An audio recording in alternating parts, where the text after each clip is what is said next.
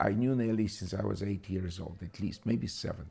But 8, we already made a trip to St. Petersburg, well, at that time was Leningrad, for a class evening with the great Yuri Inkelevich.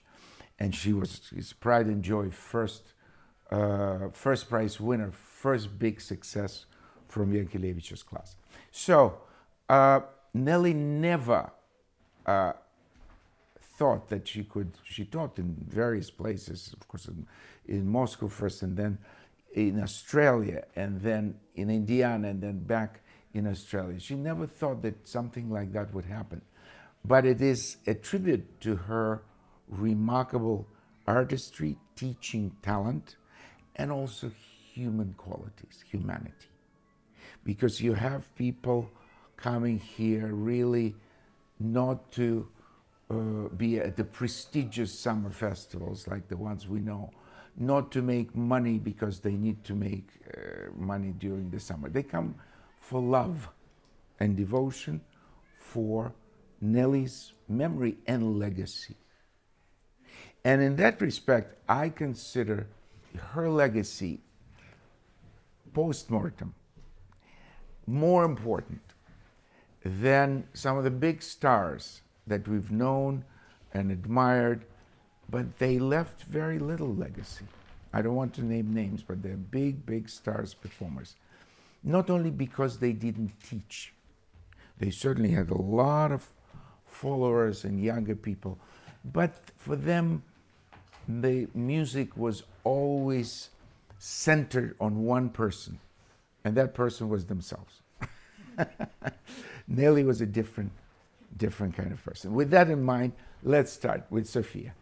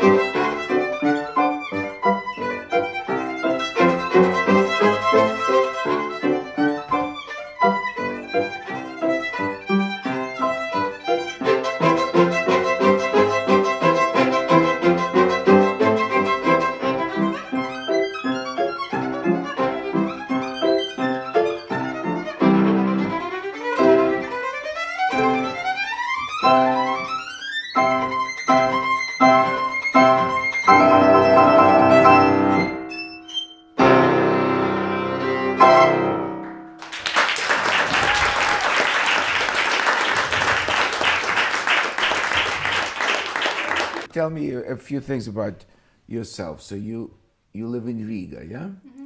And you study where? Emilija Dārziņa Music School. Of course, for those who don't know, it's a rather famous music school. At that school, Riga gave many fantastic musicians.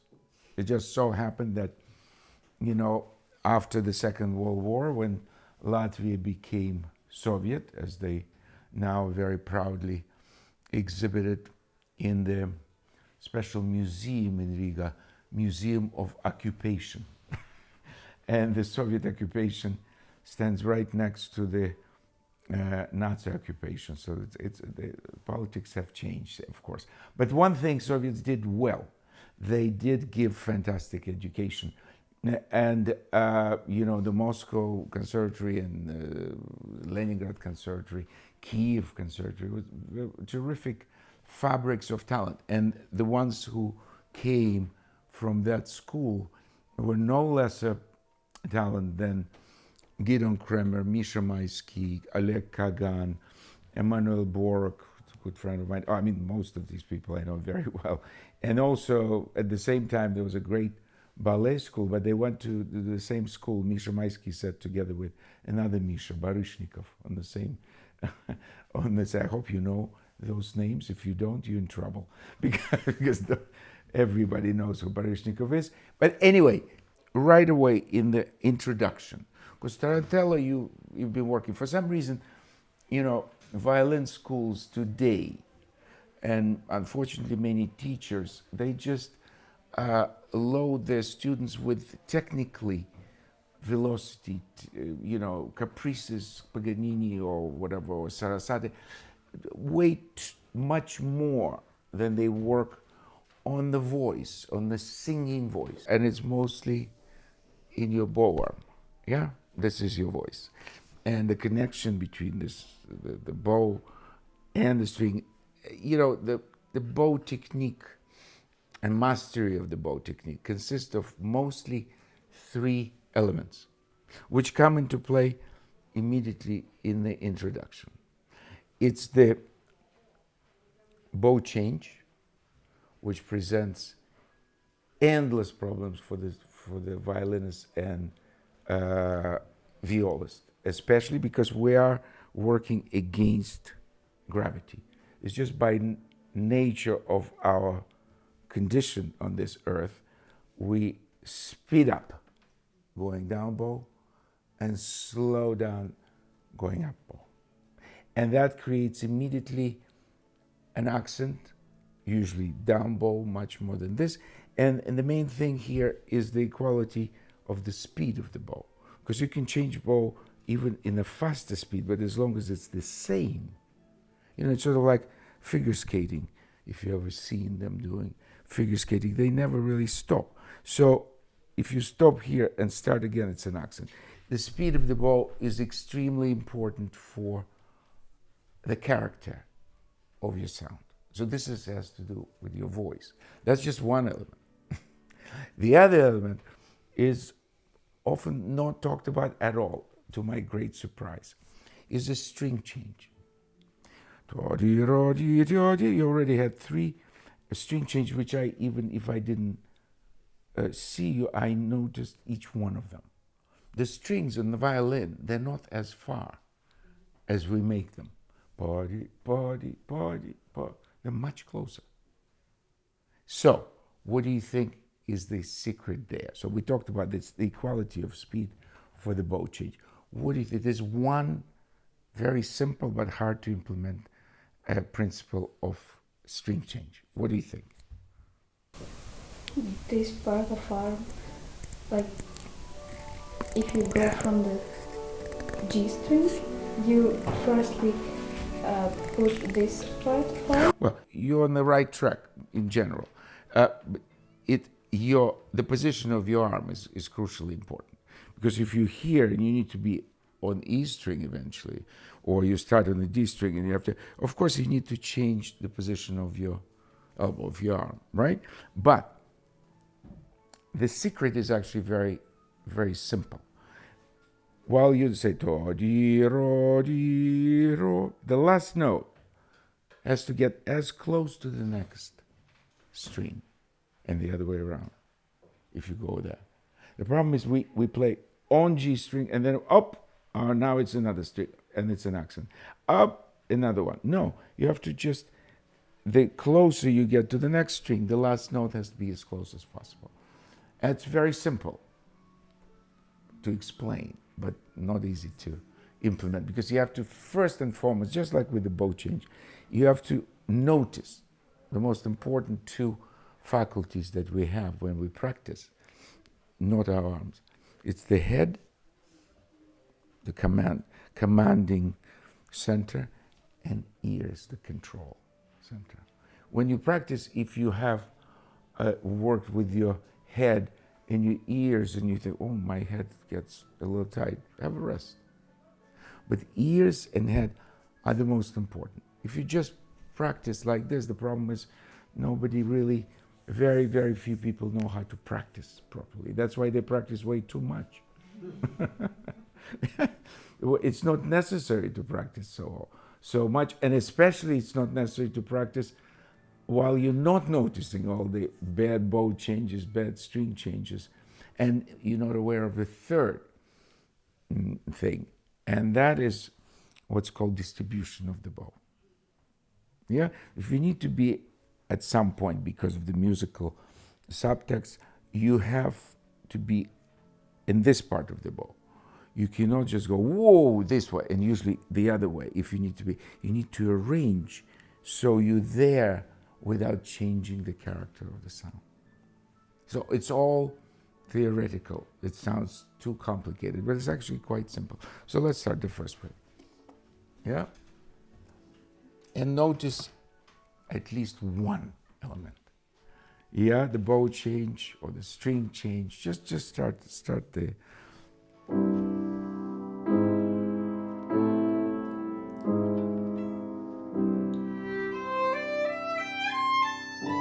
you notice? Yeah, did you notice that it could be much smoother. I never played that piece, but the tune is familiar.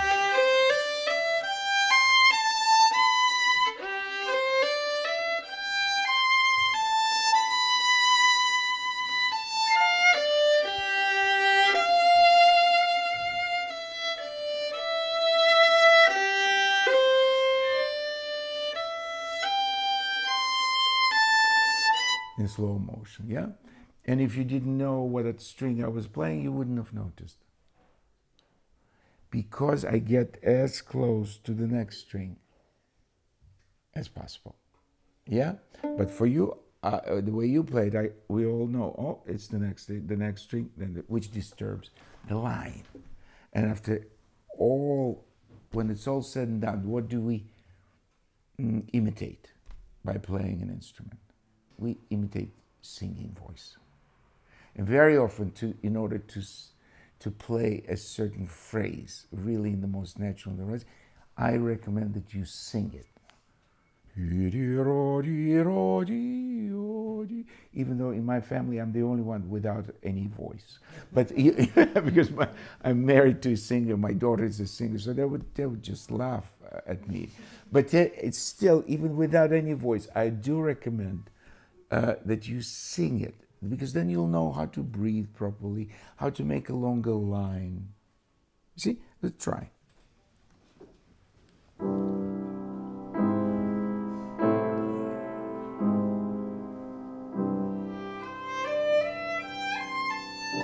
Much better.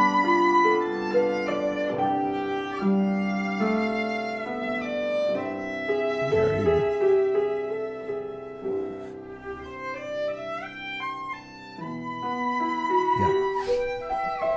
So it's much better. So you'll remember those things. I mean, it's a process. You just have to. Now, one other thing, very important thing, in order for your sound, especially in piano, sounds almost like sul tasto, like you're afraid to produce. You don't need to play forte in this, but you need to have more weight on your sound. And the reason for it, because you lift your shoulder a little bit, and you don't use the most important muscles, which are here. You see, we have big muscles there. I have a lot bigger than yours, but I'm twice the weight of yours. Yeah, twice the size. So, but you also have good muscles there. You just don't use them. You see, and most of the time you just use the weight of this, the elbow and the shoulder. But that's where the big sound is. And if you could incorporate, if you play the same thing, what I'll do, with your parents' permission, I'll just put my weight on your shoulder, just to bring it down, and you'll see what happens.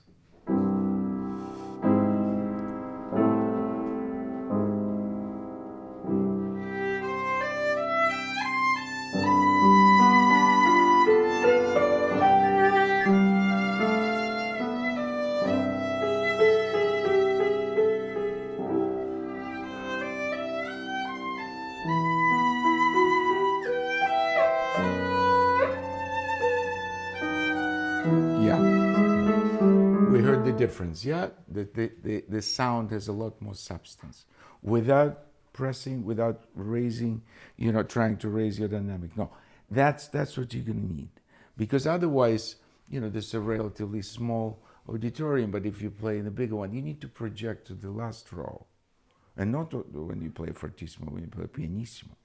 That's what's called projecting the sound. That's the art of performance. That's the art of how well. The same thing with the voice that has what they call in the voice department, because I know my wife's a wonderful teacher now of voice. She used to be an opera singer, and you have to have a ping in the sound.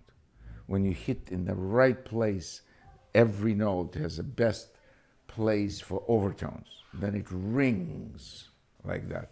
Sometimes by excessive vibrato, we lose that ring, because that ping and that focus, because the natural vibrato just lets it go, because sound doesn't travel without vibrato. It's a big misconception when you play without vibrato, that no, sound does not exist without a natural vibrato.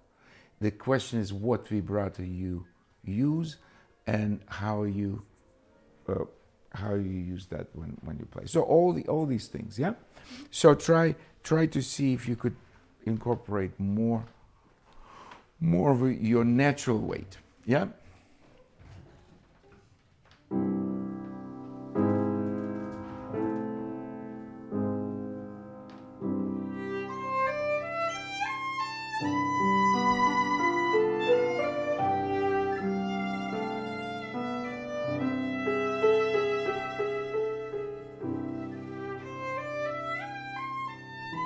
Yeah, the distribution of the bow also, you have to, if you have a long phrase like this, yeah, and you have to distribute all these notes, and the last two should not be just here, because it won't be enough, yeah.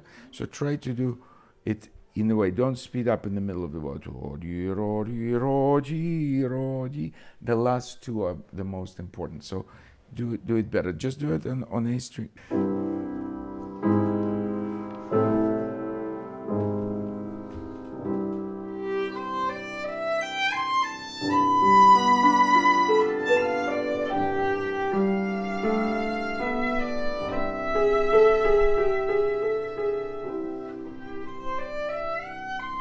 That's the phrase, yeah.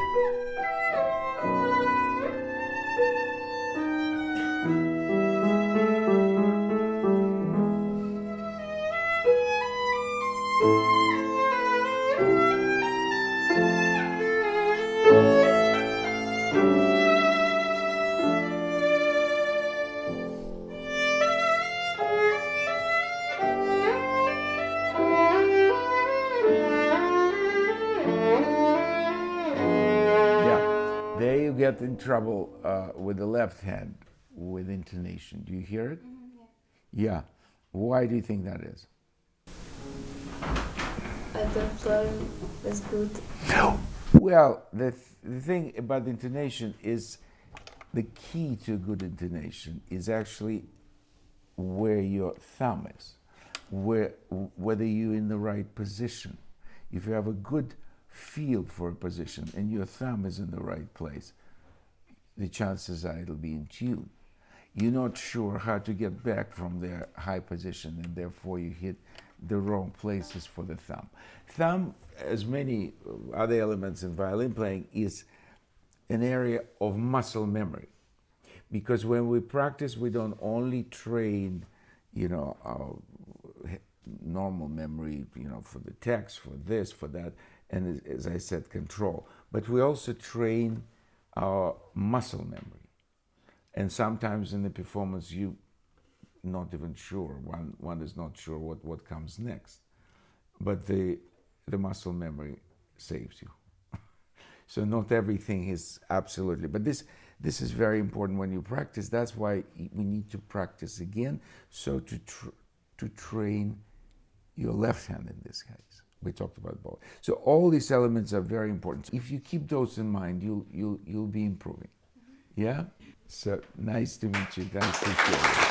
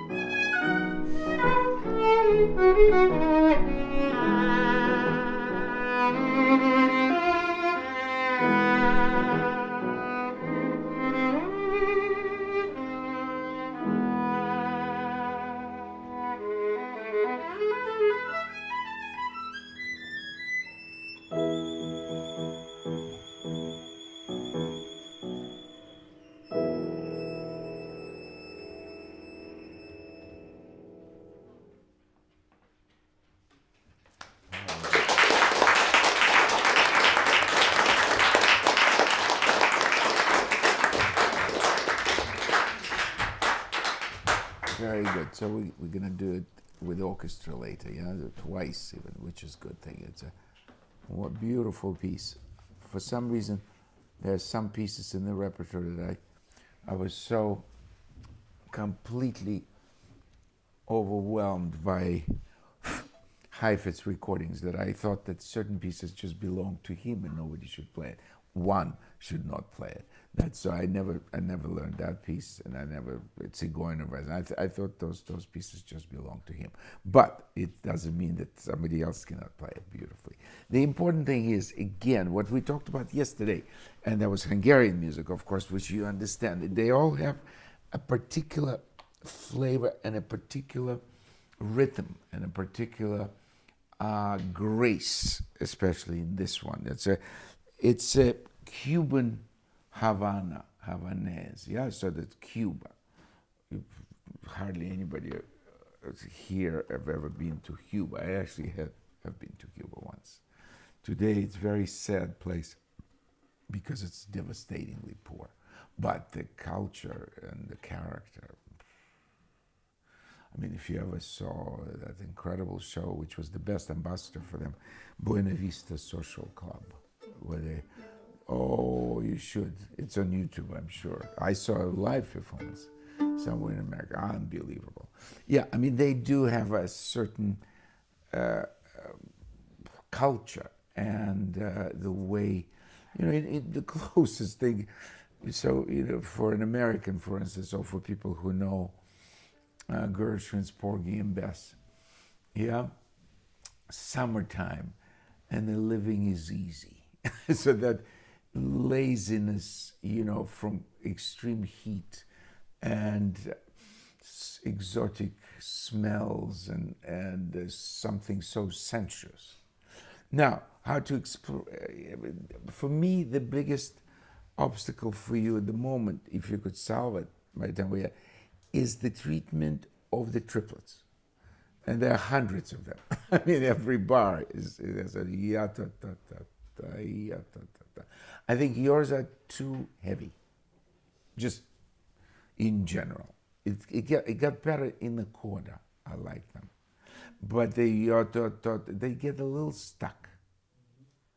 They should, somebody agrees, I don't know. Yeah. Anyway, yeah.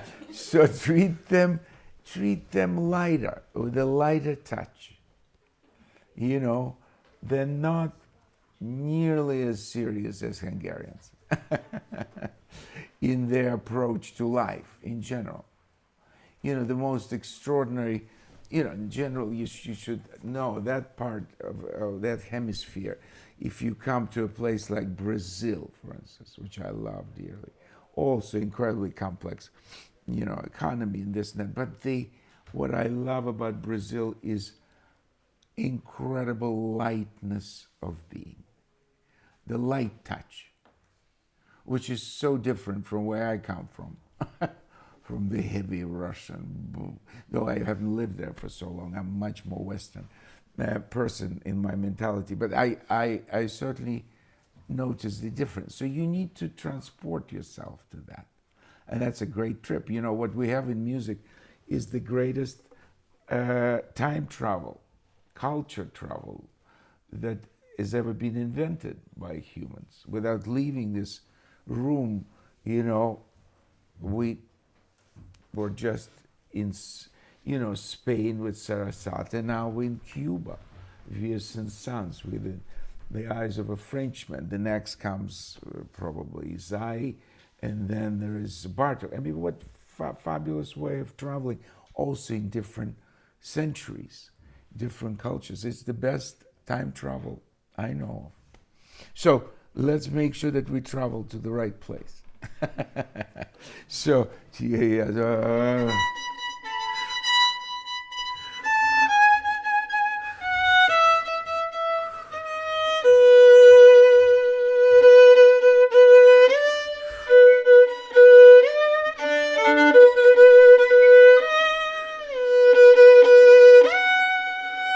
usually the duplets that has more a possibility of taking time.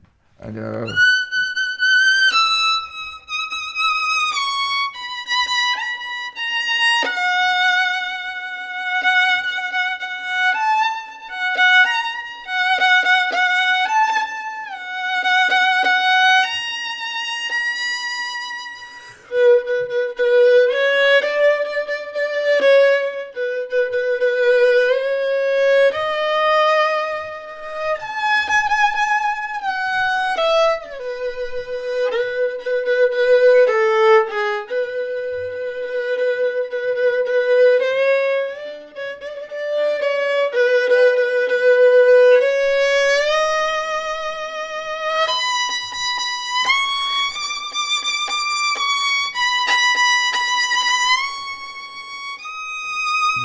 change, yeah, lighter, glide through it with more ease. Yeah, try it. Yeah, if just where you come in. Yeah. Mm-hmm.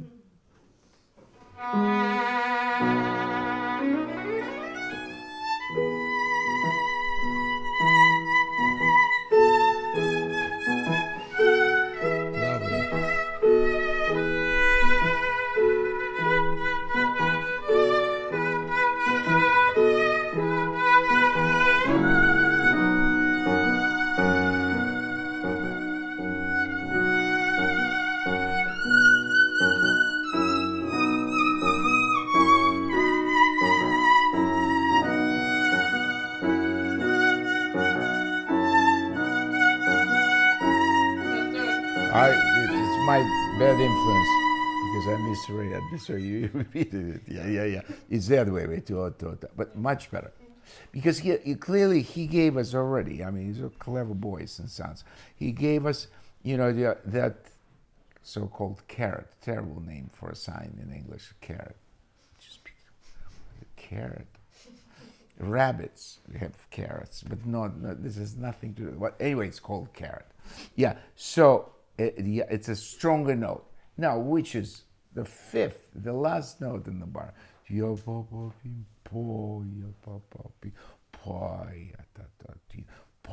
But that's already dancing right there. Yeah, it's just so go to that. I think it's already, you're on the right track. Try it one more time. It's sort of the key to the whole thing. Mm-hmm.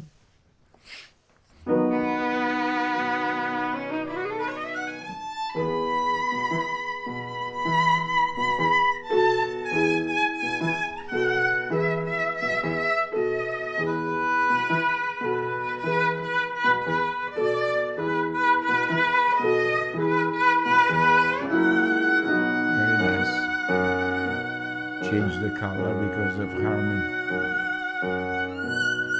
You don't want to go because it's 3 bars of F's sharp, yeah?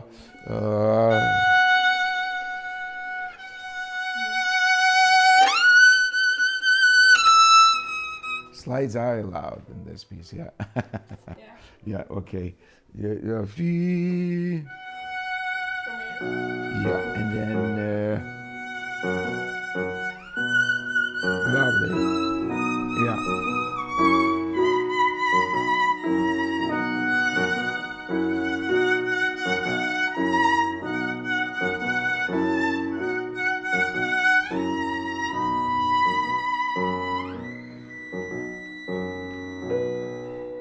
No.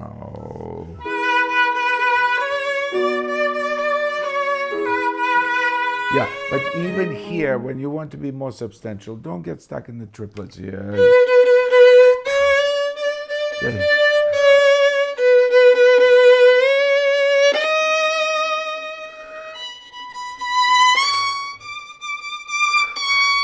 That's the heaviest of notes, the fifth. Yeah, right there.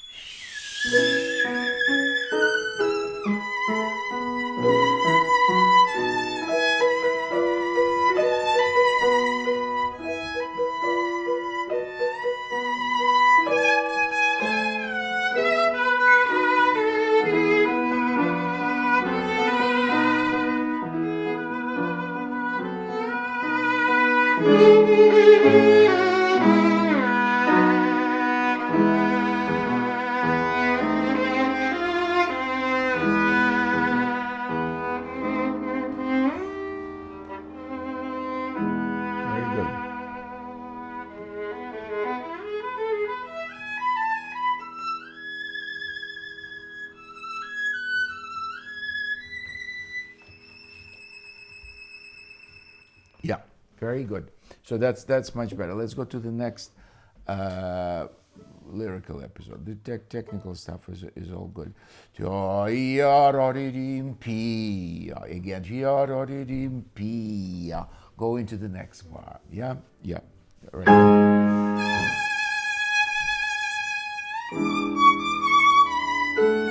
Yeah, I wouldn't,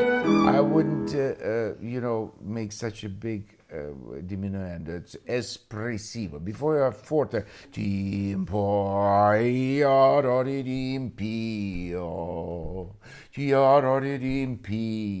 that's important from F to F. Yeah, don't give your game away. Yeah.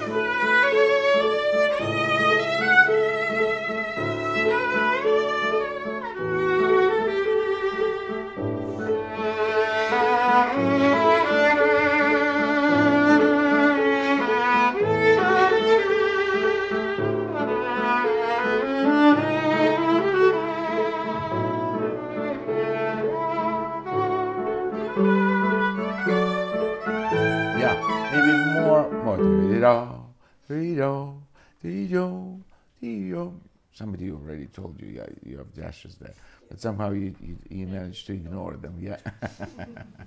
Okay,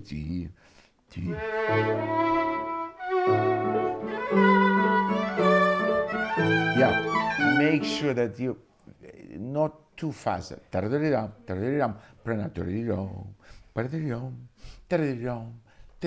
Important, yeah.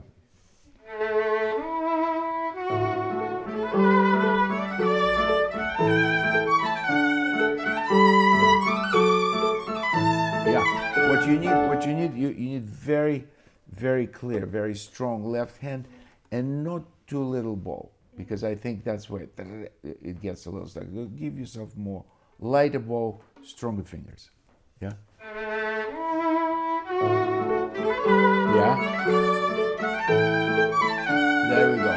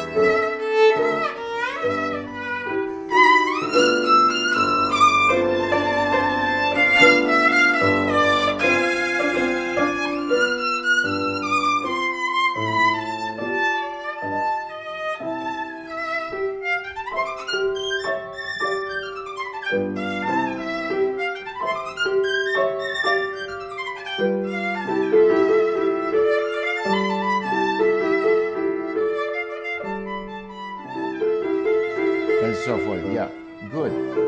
And then there is coda. So at times, just watch out for the next couple of days. Just every triplet, because you tend to go back to the way you played, obviously, for quite a while. Ya ta ta ta, ya ta ta ta, pa ya ta ta ta, pa ya ta ta ta, pa. That's what it's made of. So it's lighter, the first part of the bar. Ya ta ta ta, pa ya ta ta ta, pa ya. So never forget that. That's fine. Let's do coda.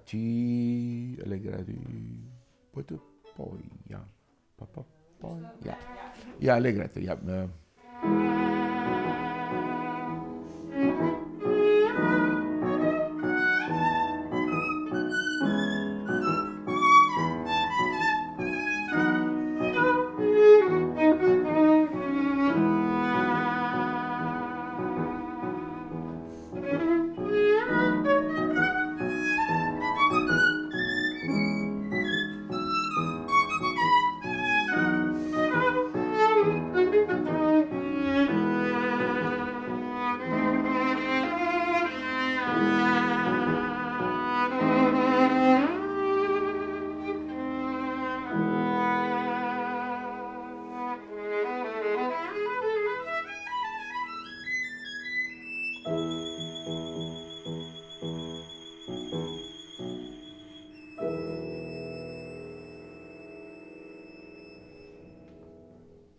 Bravo.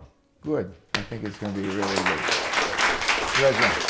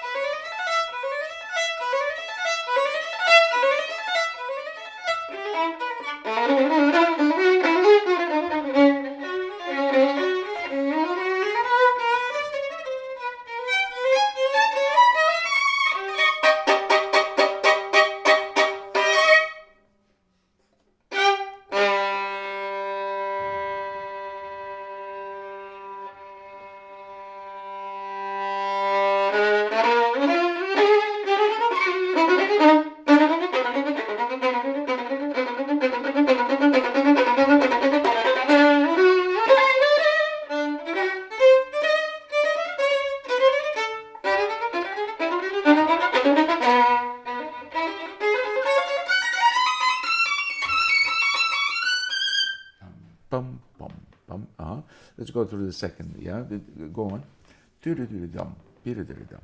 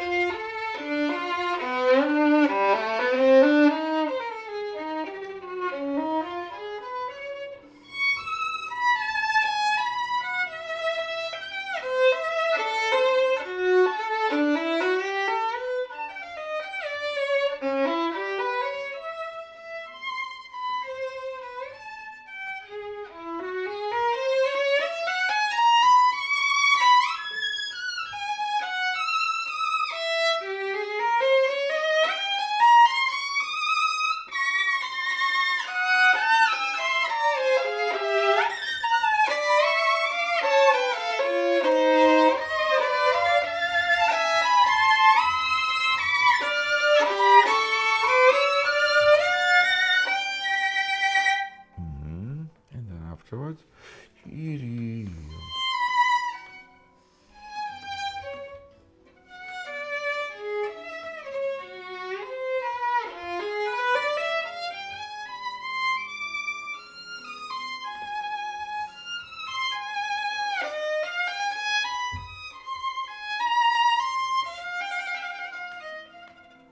Good. I think you should try to maybe, even in piano and pianissimo, you need also to have enough weight in your bow, which means you need to, never lose the weight of your arm, because that's what happens, and when you're nervous, you lose a little bit the control. If you just put your muscles there and do not lift your shoulder. Just just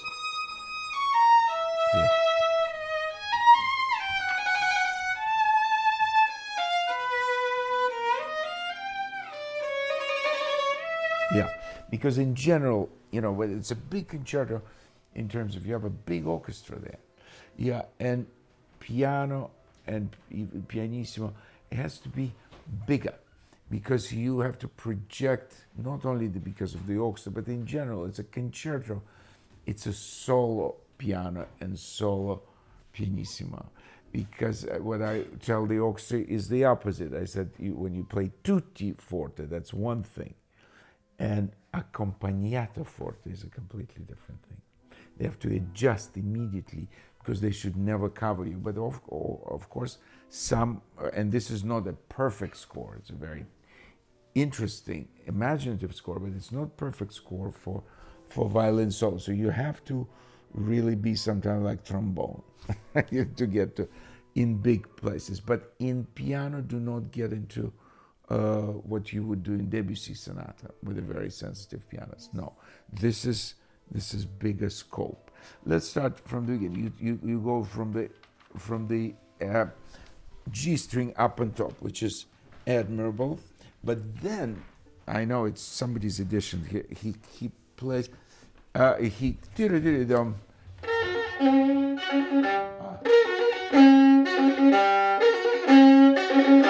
That sounds a lot more effective, isn't it?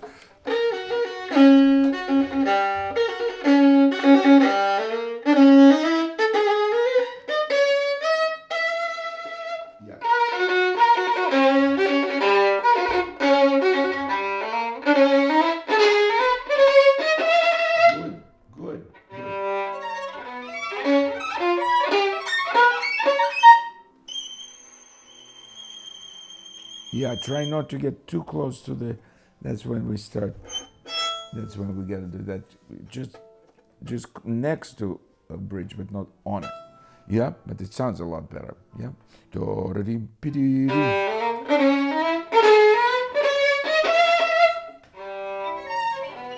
But even the first, just don't take those pianos literally. Yes. This is a big cadenza.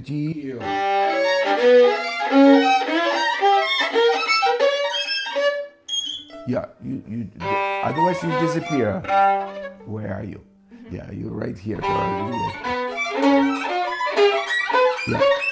You need to use more bow. Faster bow, it will produce a lot more sound. Look, you use only half a bow, and you have a lot of. So,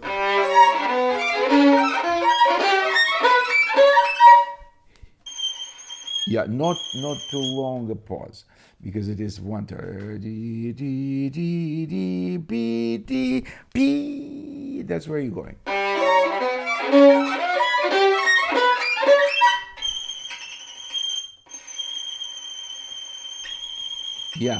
Be careful with that wide vibrato, because that's what begins to shake your violin, and therefore your bow begins to shake. So your vibrato, the higher the notes, normally it should be, the vibrato should change. The wide vibrato is good on G string, but not way up yet. So tighter vibrato there.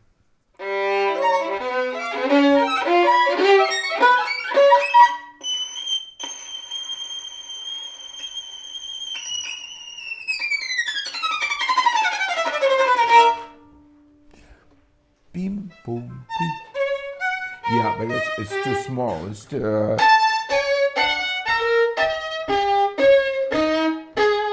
Whatever the notes. Yeah, use more.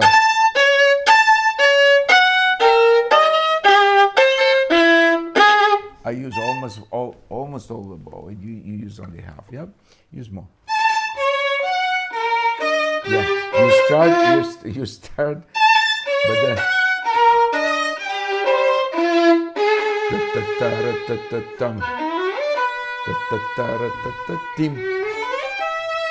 Yep.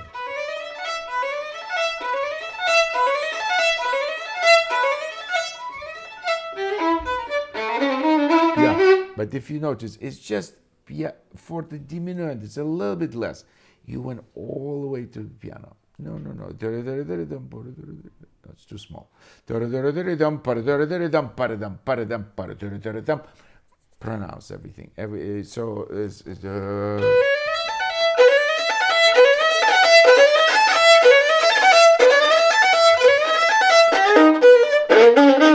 so forth.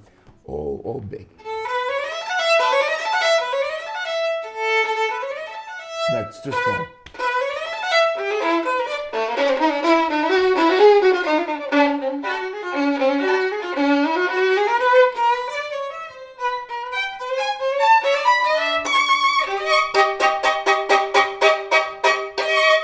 Boom. 3.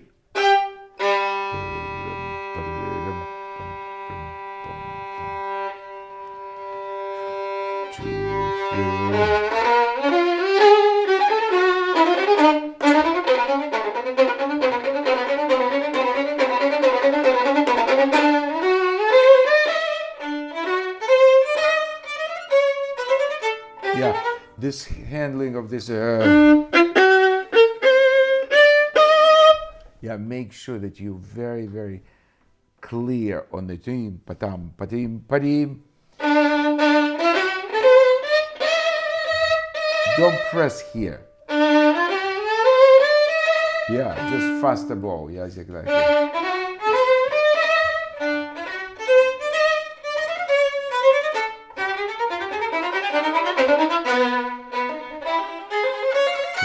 I think the way I played it, because it's an open string.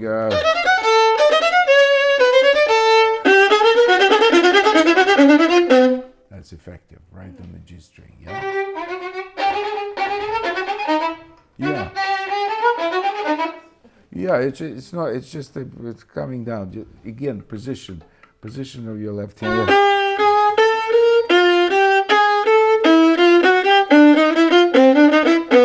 Yeah.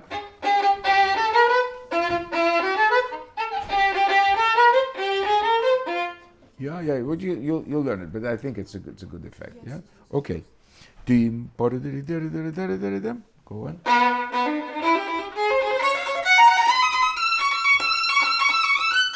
Yeah, good. And now we have start as if you're still in it.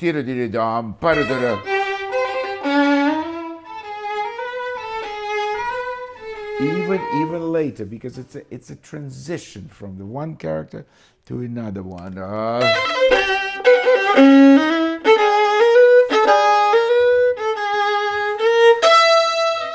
That's the note transform.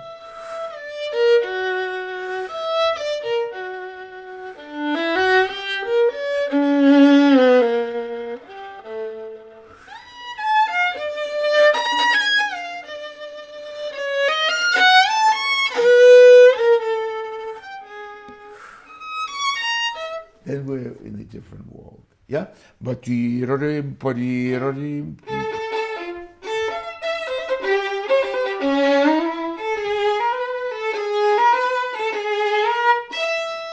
and I would still, because that is an active note before.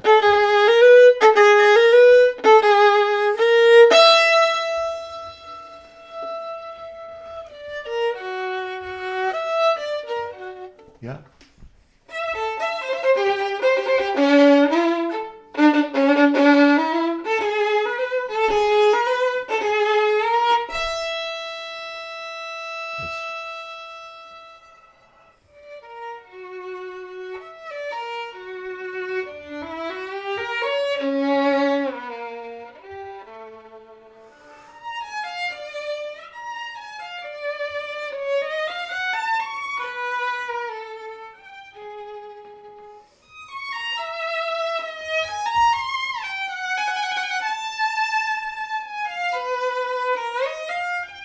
Yeah, here the triplets, very different triplets than in Havanaise.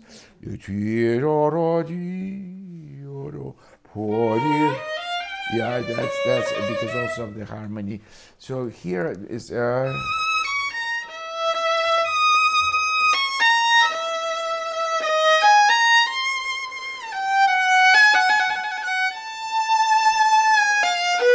think I didn't change it.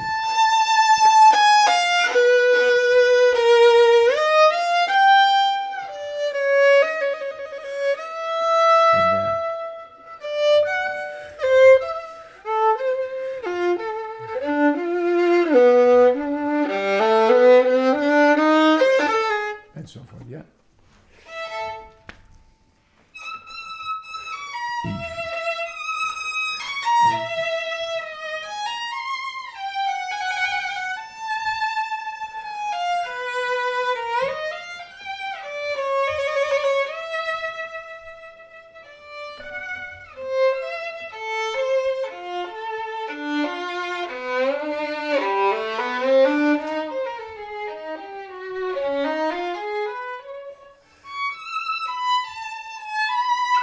Yeah, here's a little bit. Make sure that you lean on them a little bit because they have dashes. Yeah.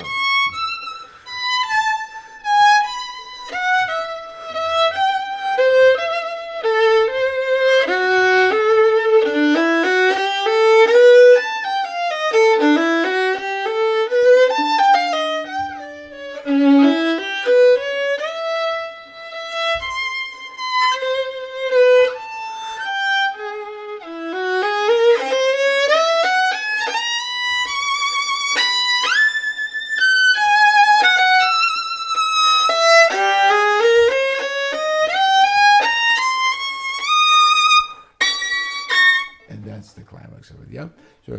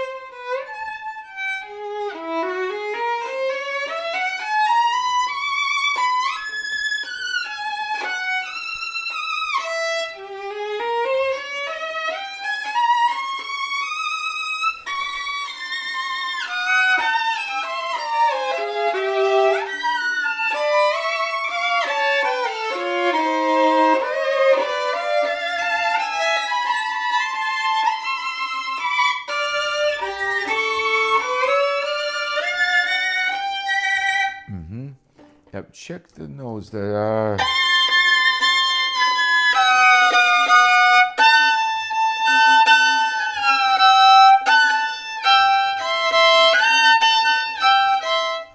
And so, yeah, try it.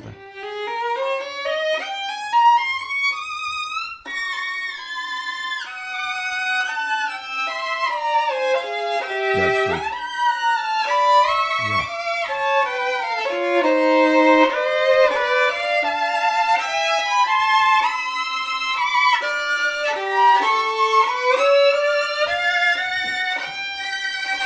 Yeah, and now still espressiva.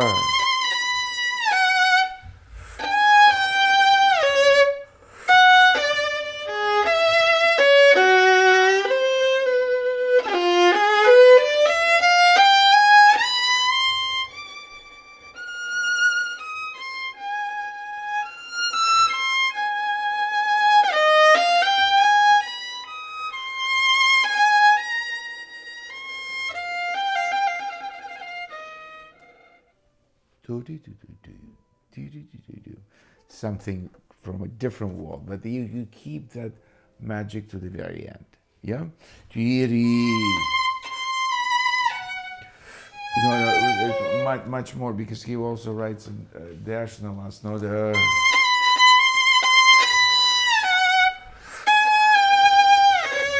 Last note is very.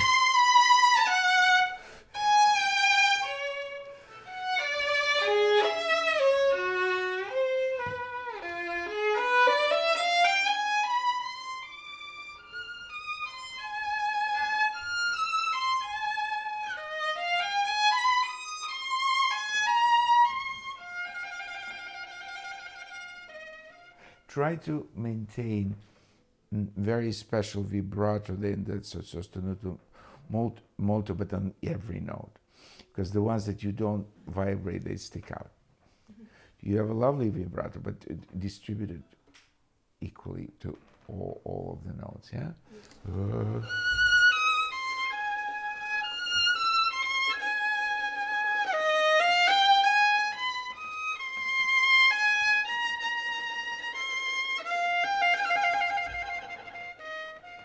Then it will be something, yeah? Mm-hmm.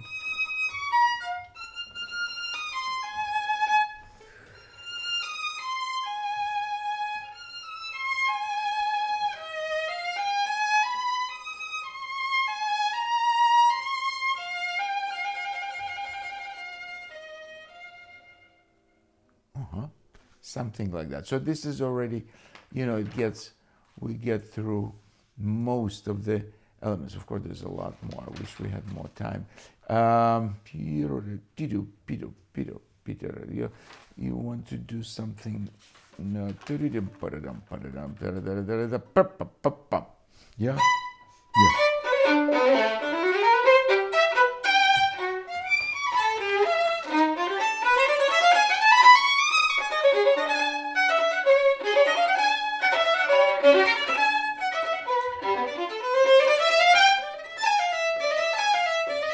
I'm not very steady.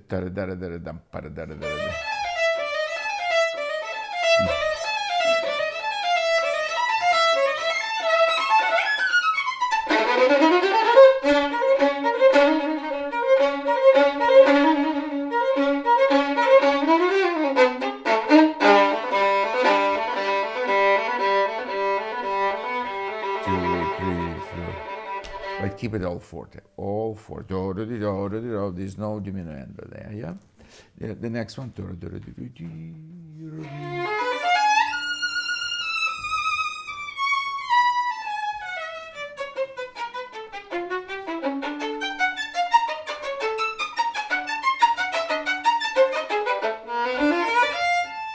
Yeah, so the spiccato could be a little bit different quality to it.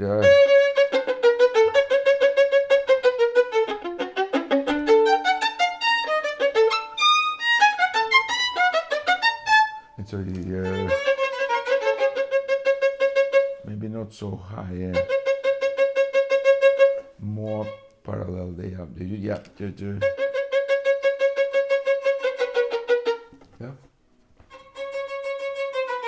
Again, just the weight of the arm. If you don't lift your shoulder, it'll be so much better. Yeah.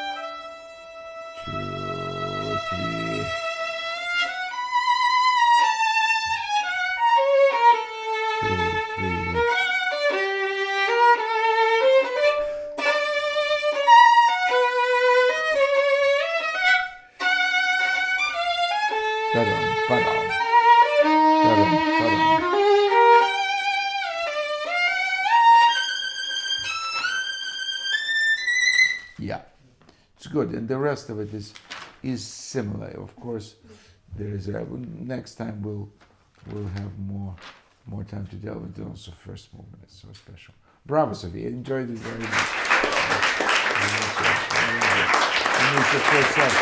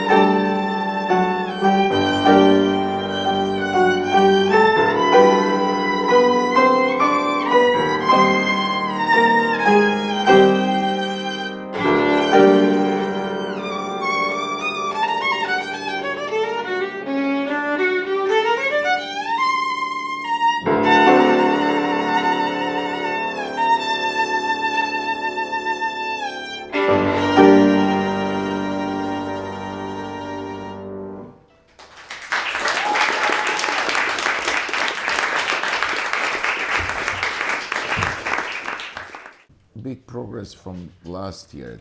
Sometimes it makes sense to start going backwards from when you practice. They take the difficult ones where you have trouble, starting from the pa pa pa pi ra ra. Those are the ones that you need to practice more while you're fresh when you start. Because if you go through the whole thing, and unfortunately, the whole art of practicing is not taught very often. Because one thing, when you come to a lesson or masterclass, or when the teacher makes certain remarks, that's one thing. And it happens, I don't know, once a week, or we used to have 2 lessons a week. But even that, the most important thing for an aspiring violinist, string player, musician, pianist, anybody who makes musical noises, is to learn how to listen to yourself while you're practicing alone, when nobody's there to correct you. And I was talking about the early one, that you need to have the most tired faculties should be your brain, the command center, and your control center, your ears. Because that's the key to improvement. Because in the class, I could show you things, you will repeat them in the class sometimes on the wave of the moment, with my energy, with my presence, and then you come home and it doesn't work. And you might think that maybe it's my fault that it doesn't work. It happened in the class and doesn't happen at home. Well, sometimes it is a teacher's fault because he didn't explain how to practice. Because that is, in a way, the most crucial thing. And there are some fantastic performers who cannot, for the life of theirs, explain how they do certain things.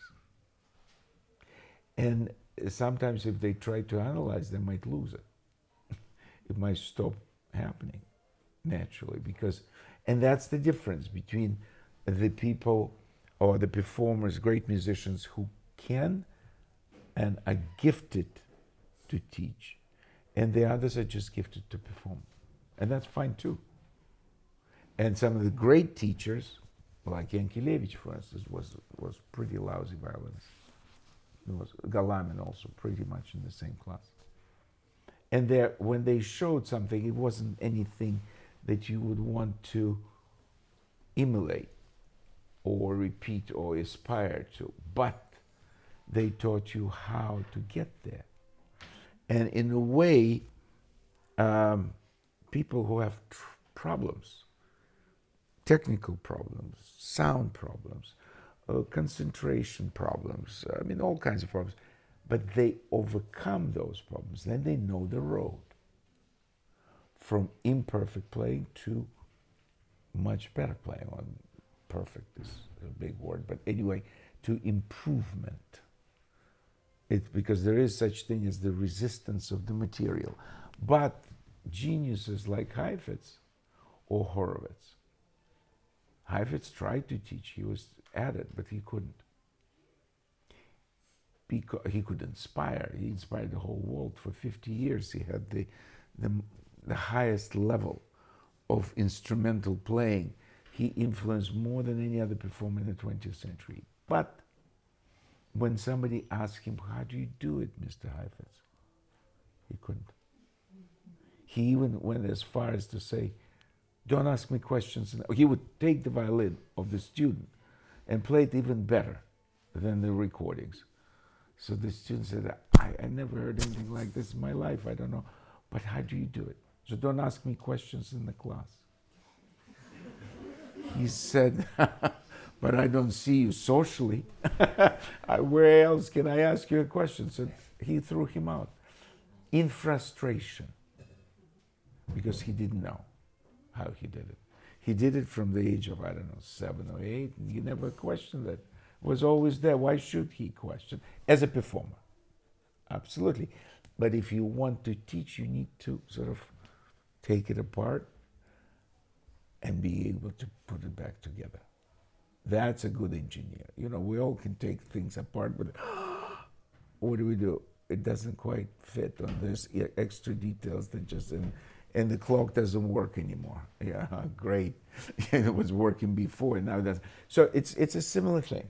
It's a similar thing. It's a very special talent that most people, most performers just don't have. Sasha, let's start from the beginning then. You have to make each one into, you know, there's what the 18, how many? 18, 20. 20, yeah, 20 variations. In a way, 20 different pieces. Yeah, 20 characters, 20 sides of the main theme. And they all have not just different strokes, but they also have different different characters, yeah? And different ways of it. So the first one has to be very, very grand, because that is, by the time we get, even though it's repeated so many times, but in so many different ways, we forget what was it like at the beginning. So the first theme has to be extremely, not so pompous, but very significant, yeah?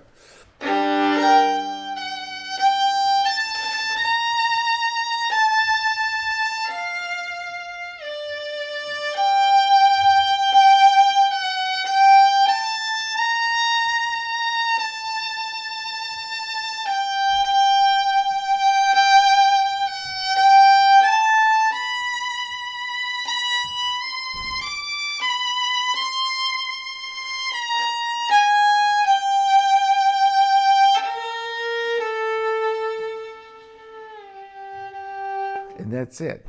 8 bars of pure theme. But that's what it's all, the whole thing is based on. Yeah? So try it. Try it. Just the theme itself.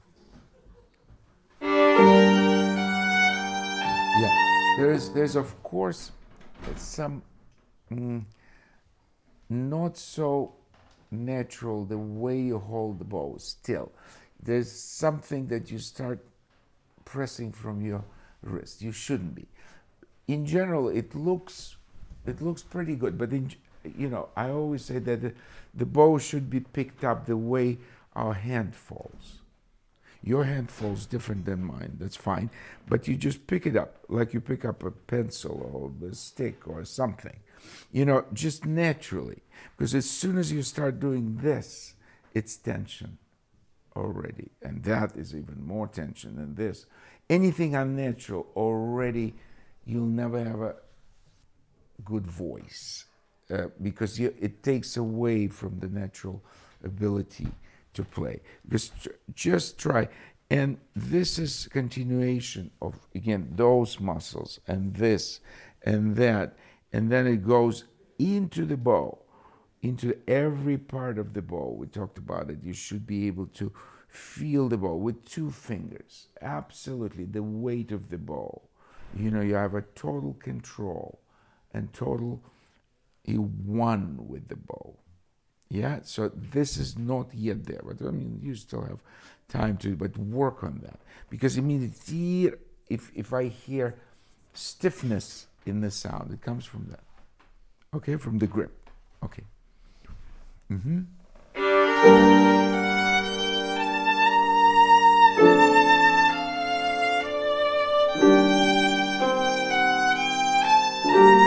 Now, let me stop you again. Look, second bar is different than the first bar because we have no dashes.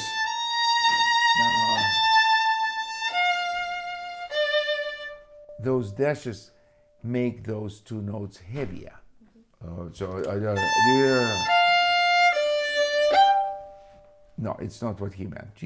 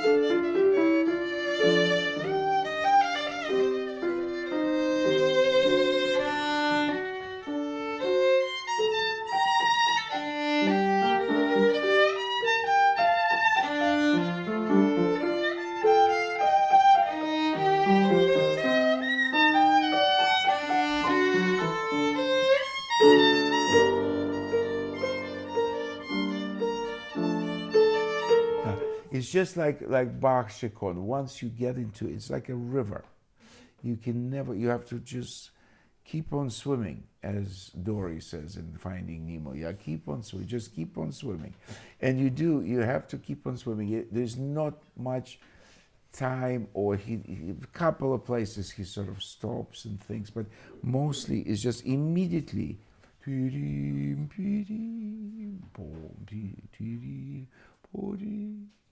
Yeah, but let's do the theme correctly. Then the rest should be easier. Yeah.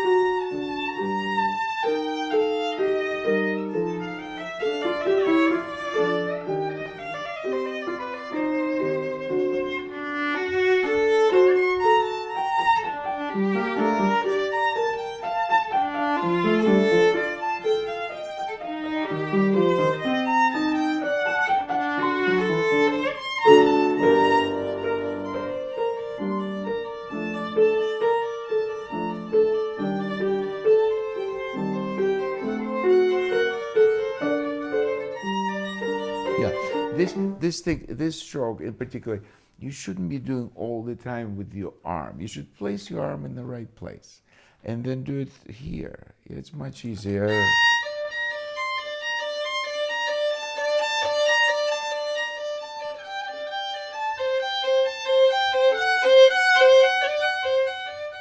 Even from an unnatural sitting position, I don't really do that because I arrange it so it's just there.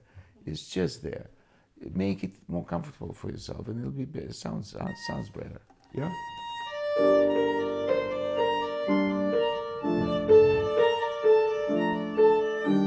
Much better. Yeah.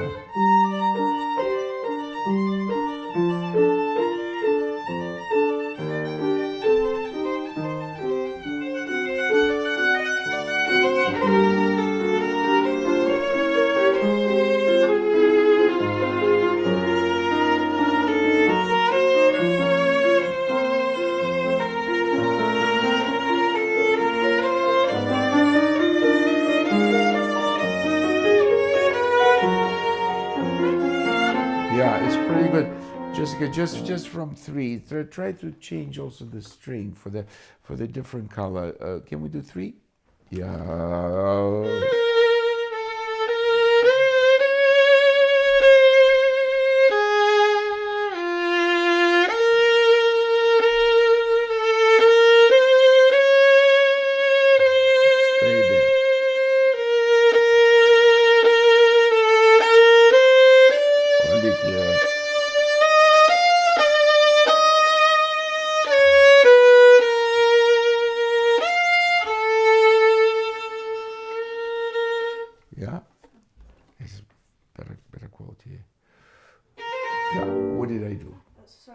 Yeah, okay, yeah.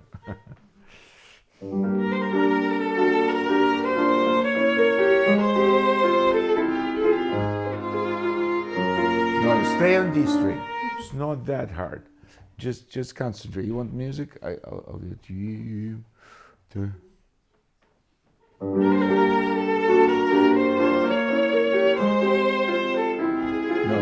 Look. If you watch carefully. Watch my fingers. I have no idea what I did, but it was much more comfortable.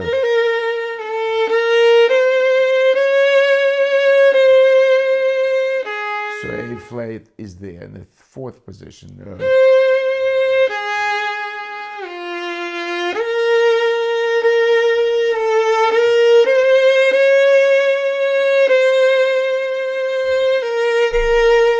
Yeah. So just arrange it. It's not such a drastic change. It's not like all of a sudden I ask you to play viola. on the C string. It's a familiar D string. Try to get comfortable there. Yeah?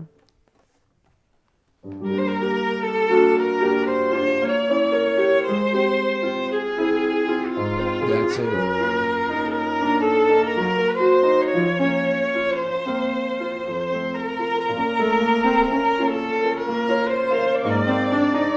No,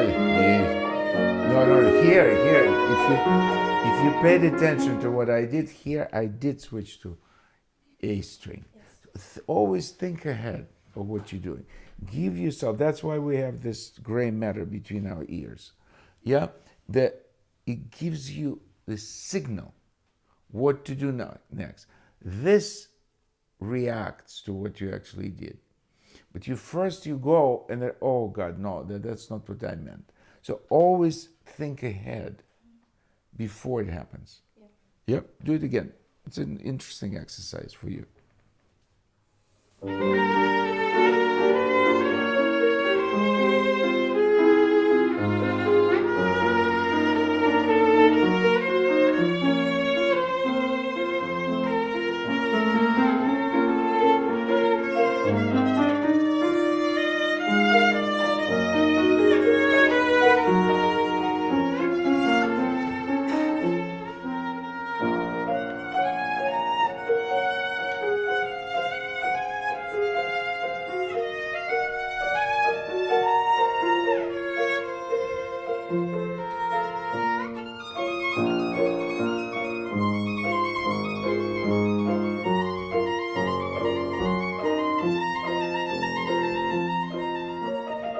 And so forth.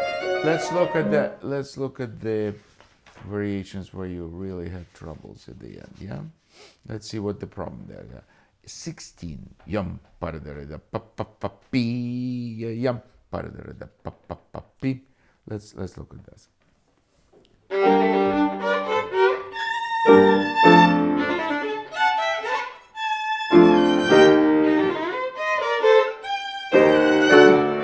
Well, clearly we have big jumps there.